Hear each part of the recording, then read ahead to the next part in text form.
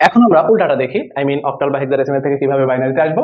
তো ইচ্ছা মতো একটা সংখ্যা নেন, ধরেন 427, এটা একটা অক্টাল নাম্বার এবং আমরা চাচ্ছি বাইনারিতে আসতে। তো আমরা কি করছিলাম ওই সময়, 3 বিটের পরিবর্তে 7, তারপরে 3 বিটের জন্য 2, তারপরে 3 বিটের জন্য 4। এখন উল্টাটা, এই 7 কে 3 বিটে লিখবো, 2 কে 3 বিটে, 4 কে 3 বিটে, প্রত্যেকটা ডিজিটকে 3 বিটে লিখে জাস্ট পাশাপাশি লিখে রাখবো, সেটাই আমার বাইনারি নাম্বার। তো 7 যেটা আপনি বুঝতেই পারছেন এটা অক্টাল 7, বাট বাইনারি তো ডেসিমেলও 7। তো ডেসিমেলে 7 হইলে আপনার ওই 7 টাকা দিয়ে কোনটা কোনটা কেনা যাবে, সবগুলাই কেনা যাবে। তার মানে 111।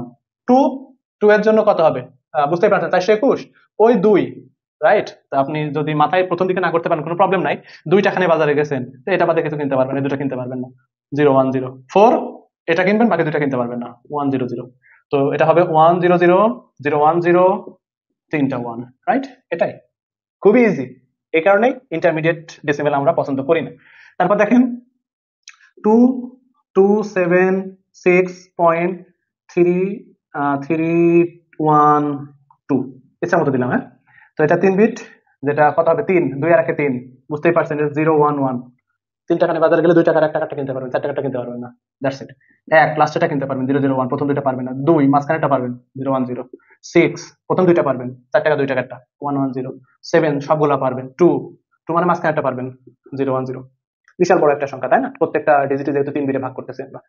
তো এখন জাস্ট আমরা লিখবো, এটা একটা অক্টাল নাম্বার, তাই না? তো প্রথম 0 বাদ দিলাম, 10, তারপর 3টা 1, তারপর 2টা 10, তারপরে পয়েন্ট, তাই না? তারপর 011, 001, তারপরে 01, লাস্টে 0 আমরা বাদ দিতে পারি, এটাই বাইনারি। ঠিক আছে, জাস্ট ইজি।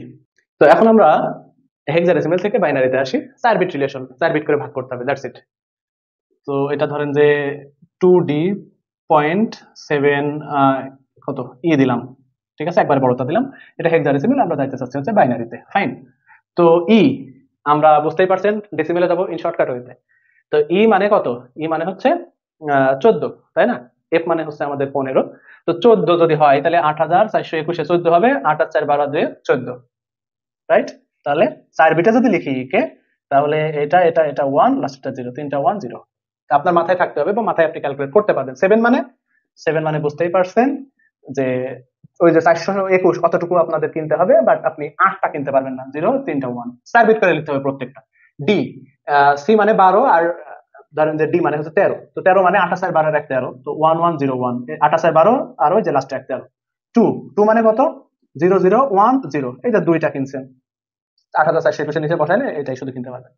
তো আপনি শর্টকাটই ব্যবহার করতেছেন ডেসিমেলে কনভার্ট করে নিয়ে। তো ফাইন, এটা আমাদের লিখতে হবে এখন, 2টা 0 বাদ দিয়ে দিলাম, 10, দেন 1101, দেন পয়েন্ট 0 দিয়ে 3টা 1, আর 3টা 1 আবারও আছে, লাস্ট একটা 0 আছে, উই ডোন্ট কেয়ার, রাইট। এখন আমরা ইন্টারেস্টিং একটা অঙ্ক করবো, এটা হচ্ছে দাদা। এটা তো একটা হেক্সাডেসিমাল নাম্বার হতে পারে। এই দাদাকে আমরা এখন বাইনারিতে কনভার্ট করব। তো মানে কত, মানে কিন্তু 10। 10 এর আমরা শর্টকাট হইতে ক্যালকুলেট করবো। 10টা খুব সুন্দর, 1010, কারণ 8 আর 2 10, রাইট। 4 আর 1 বাদ। ওকে, ডি মানে কত, ডি মানে হচ্ছে 13, যেটা আমি লিখে রাখছি 1101। তো বুঝতে পারছেন আমার আর লেখার দরকার নেই। তো দাদা যদি করি তাহলে 1101 এই ডি এর জন্য, 1101 এই এ এর জন্য, 1010 1010, আবারও রিপিট 1101, আবারও এ হচ্ছে 1010, ফাইন। এটাই হচ্ছে আমাদের হেক্সাডেসিমাল থেকে। মাঝে মাঝে পরীক্ষাতে বাবাও আসে, কারণ এটা একটা হেক্সাডেসিমাল নাম্বার। তো বুঝতেই পারছেন এটা আমরা ক্যালকুলেট করতে পারবো। এ মানে 1010, বি মানে এর থেকে এক বড়, তাই না? এর থেকে বড় মানে ওই লাস্টে একটা চকলেট, এ মানে 10, বি মানে 11, লাস্টে একটা চকলেট কিনছেন।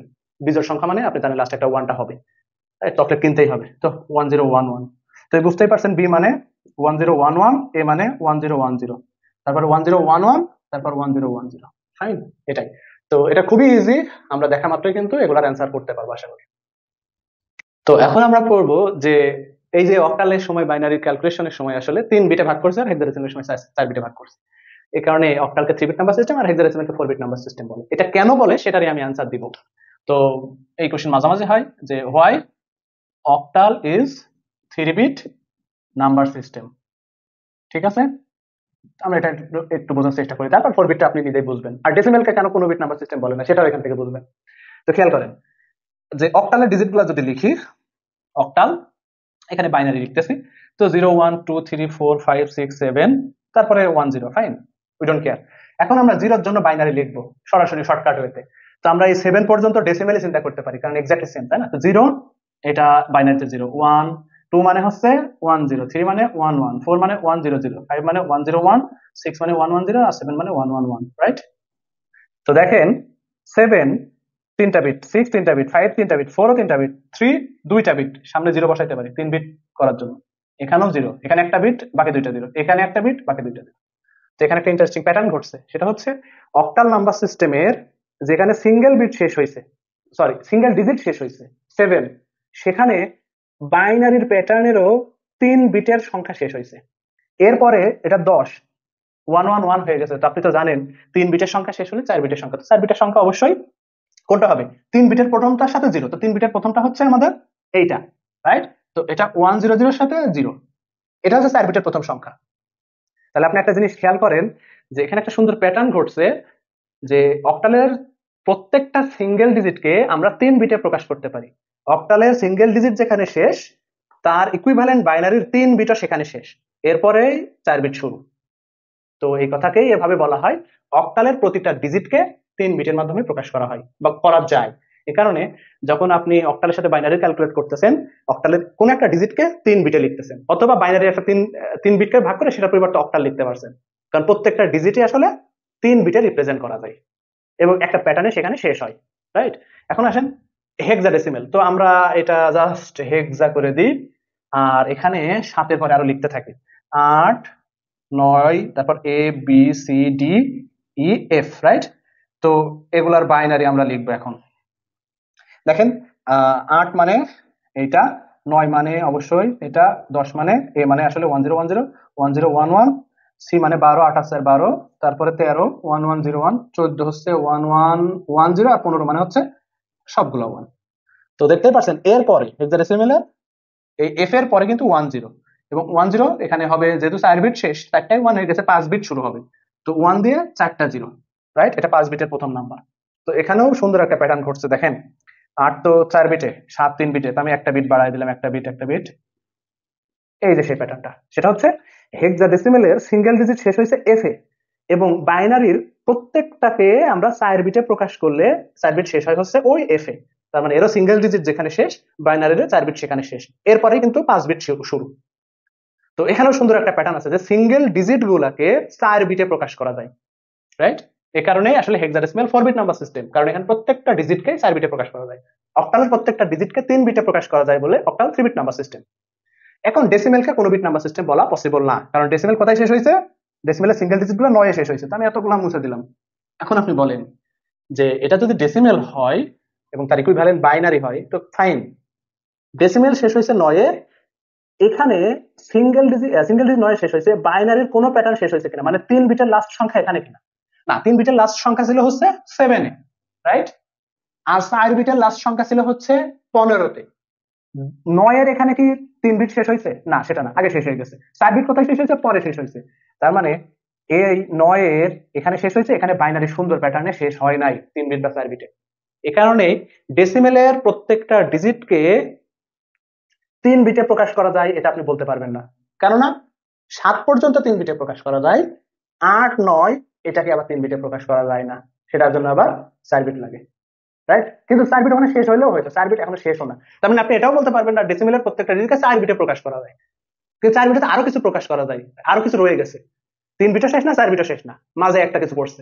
এই কারণে ডেসিমেলকে কোনো বিট নাম্বার সিস্টেম বলা পসিবল না, অর্থাৎ ডেসিমেলের প্রত্যেকটা ডিজিটকে নির্দিষ্ট সংখ্যক বিটে প্রকাশ করা যায় কথাটা বলা যাবে না, বাট অক্টালের ক্ষেত্রে এবং হেক্সাডেসিমেলের ক্ষেত্রে সেটা পসিবল, রাইট? এটাই মোটামুটি আইডিয়া। তো আশা করি বুঝছেন যে বাইনারি অক্টাল হেক্সাডেসিমেলের রিলেশন কি। আমরা নাম্বার সিস্টেমের লাস্ট স্টেপ দেখবো এবার, সেটা হচ্ছে অক্টাল থেকে হেক্সাডেসিমেল বা হেক্সাডেসিমেল থেকে অক্টাল, রাইট? এটাই আমাদের শেষ নাম্বার সিস্টেমের বা নাম্বার সিস্টেম কনভার্সনের।